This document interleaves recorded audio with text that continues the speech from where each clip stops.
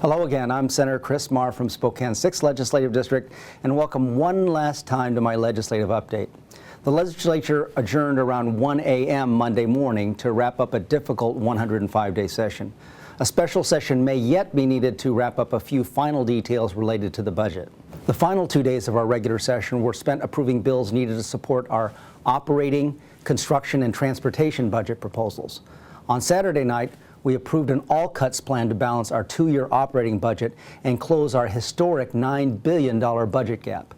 As difficult as it was, we did precisely what we said we'd do from day one. We went line by line and evaluated one unpleasant option after another to craft a budget we could govern on without regard to any proposal to ask voters to raise taxes.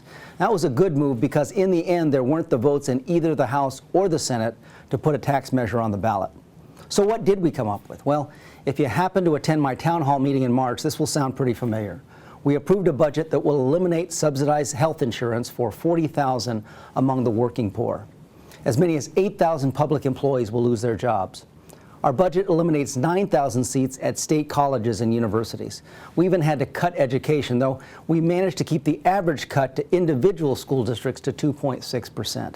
In fact, there were major cuts to virtually every functional segment of state government. As I said at my town hall, these aren't scare tactics, these are budget realities. But there is some good news. Spokane made out very well in the transportation and construction budgets that we did finally approve. Most notably, we secured enough money to begin the next phase of the North Spokane corridor that ultimately will produce a drivable segment of roadway from Wandermere to the Spokane River in 2015.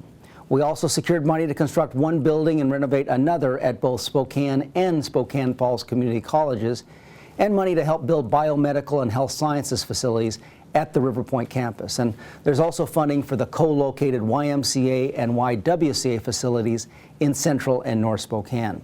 Also the Emmanuel Family Life Center, the Northeast Community Center expansion, and improvements to the dangerous Highway 195 intersection with Cheney-Spokane Road, and quite a bit more.